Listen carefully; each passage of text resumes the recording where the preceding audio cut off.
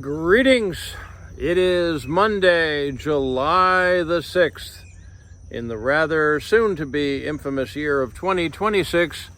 I'm Thomas Caldwell of the Aurelian Column, on the road, and this is the Monday Morning Report.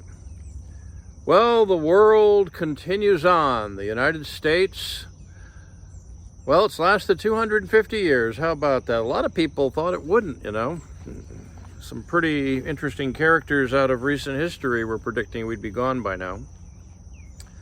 Well, the year's still young, as they say. But all in all, we're still here, such as it is. I myself was in Washington, D.C. For the event. Technically in Washington, D.C., I was just across the river at Arlington National Cemetery to watch the fireworks. I didn't go into the city. That would have been too crazy. Many people don't know it, but the borderline of Washington, D.C. is actually on the other side of the Potomac where there's a canal, a little place just before the entrance to the cemetery, and down the river, the George Washington Parkway. Bit of useless information, but if you're carrying a firearm and you don't have a permit in Washington, D.C., and they catch you there, you're not in Virginia, folks. That just shows how different things are from state to state and culture to culture in this country. I'm old enough to remember the 200th anniversary in 1976, the bicentennial. I was young then, a teenager. It was a lot more fun. Probably because I didn't have so much to worry about as I do as a much older gentleman, but it was a more simplistic view of things back then. Everyone wearing three-sided hats, people shooting off muskets in the town square, cannons, the usual sort of thing. It was a much more cohesive country.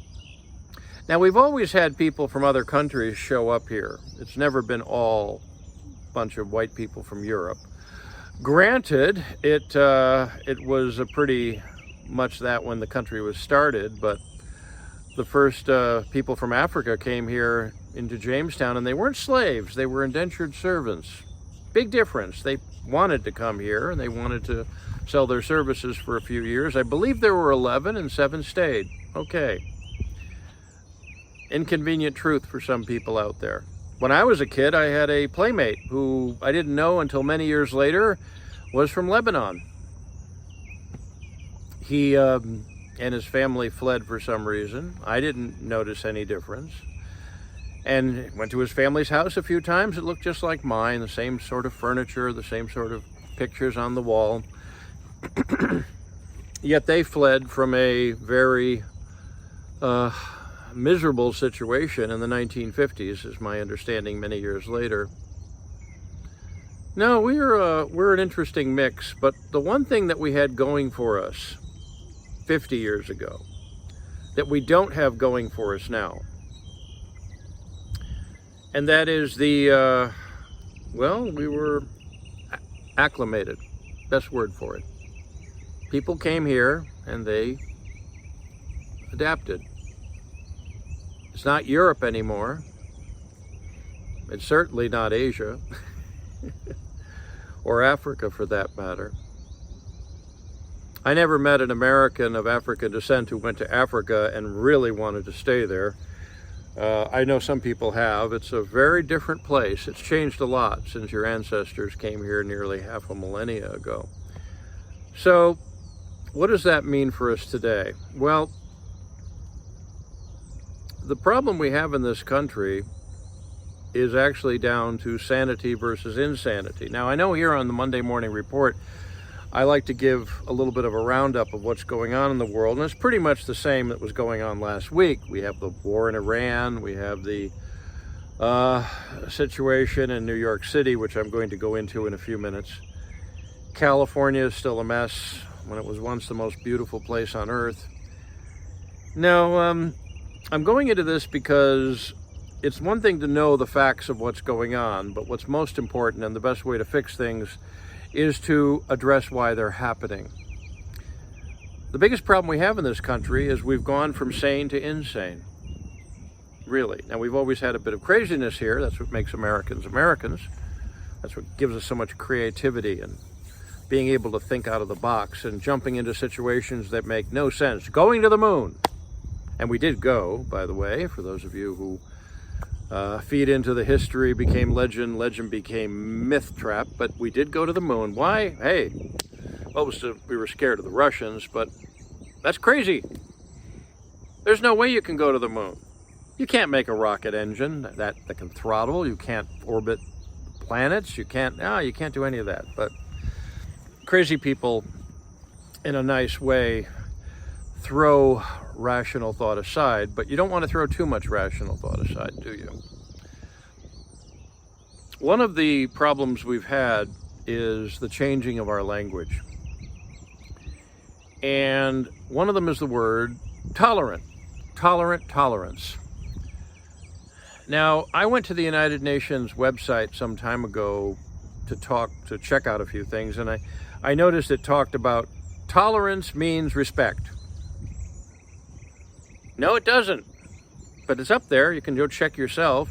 Tolerance means respect. It does not mean respect. Tolerance means putting up with something you do not like for the sake of peace. You don't smother a baby on an airplane because it's crying. If a kid comes into your yard on his little bicycle, you don't walk up and shoot him, although that has happened, sadly, in this country. Tolerance means putting up with something. But as with anything else, it has limits. We've become too tolerant of insanity, of madness. New York City has been taken over by a madman, a foreign-born madman who has total anti-American views on everything. In spite of you meeting good Muslims out there, and I have, it's a very alien way of thinking to this country.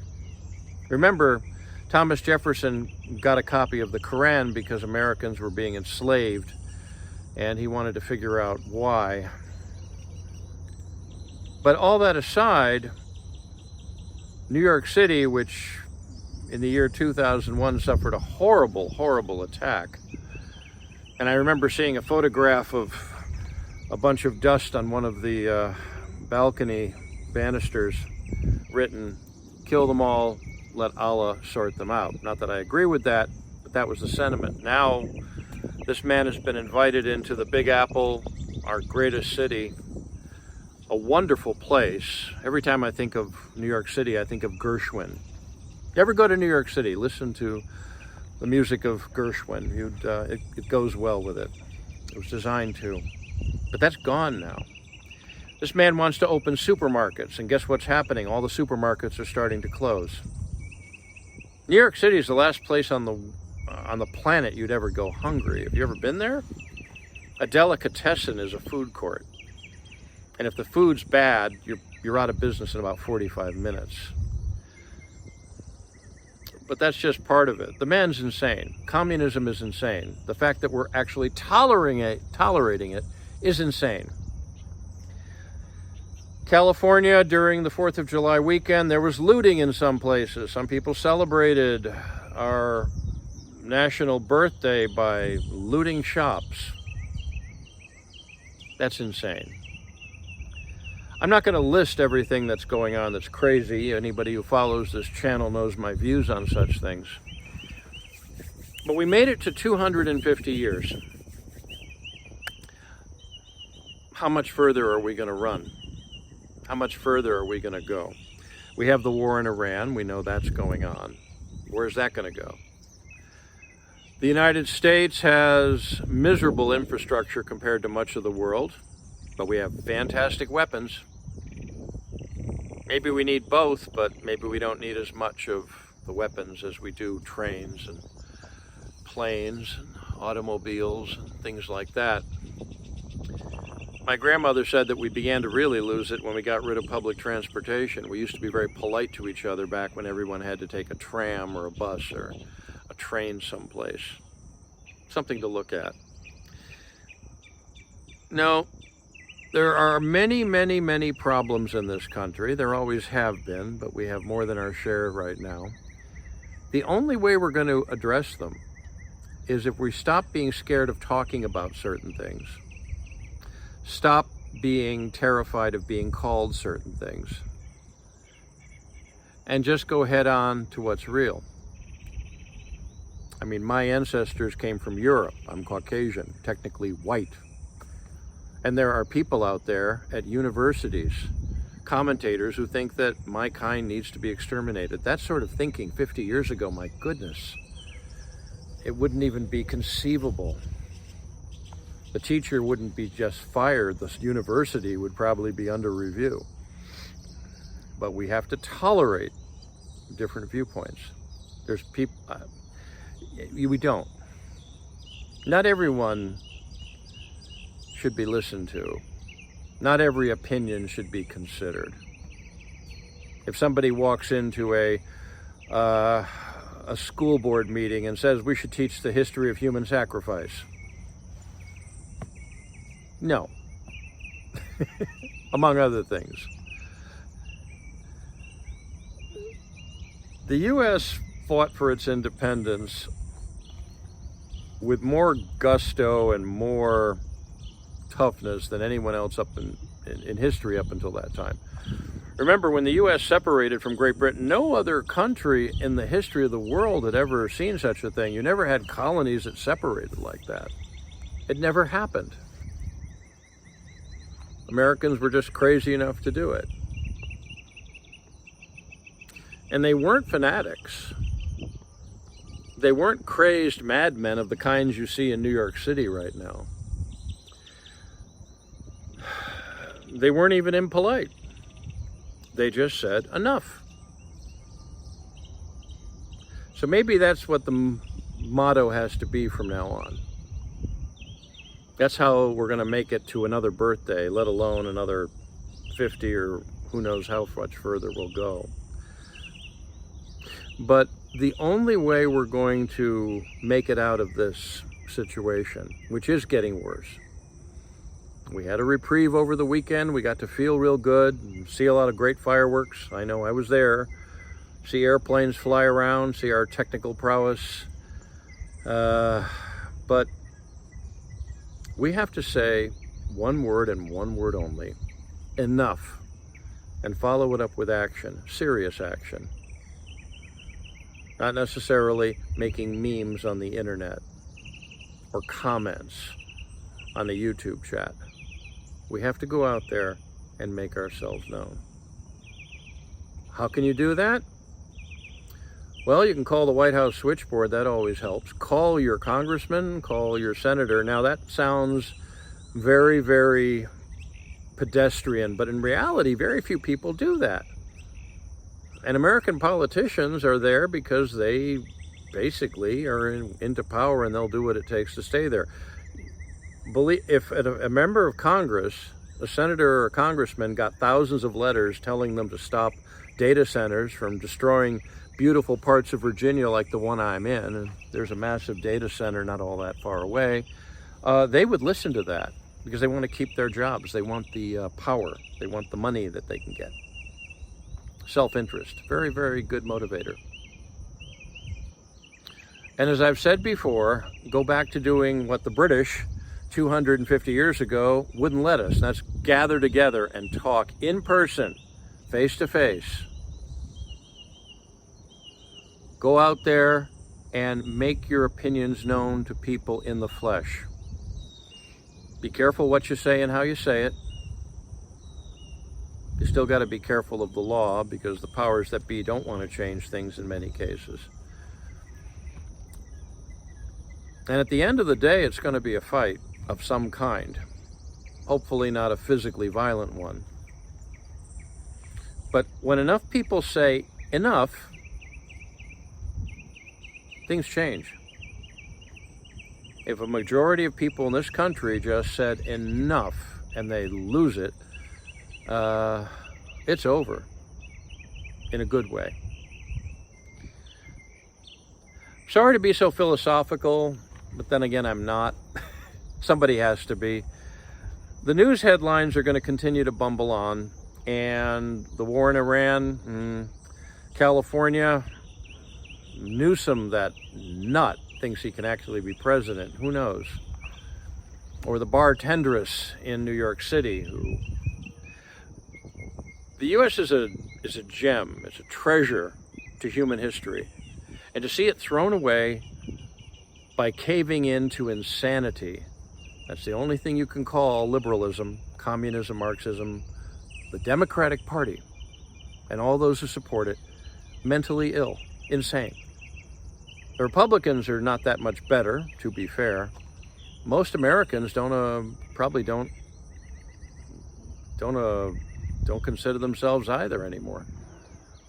Something new has to happen. Something new has to happen in a big way. Things have to change. We have to say, enough, and mean it, and act on it. Otherwise, our future birthdays will be very few. That's it for today. If you appreciate my work, please like, subscribe, and share. Share with your friends and share with your enemies. And remember, give no quarter to your enemies. And please consider a paid subscription or a donation. It keeps the lights on literally and figuratively and keeps the gas tank full, which is getting harder to do these days. I can be reached at feedback@aureliancolumn.com. That's feedback@aureliancolumn.com. I'm up on X.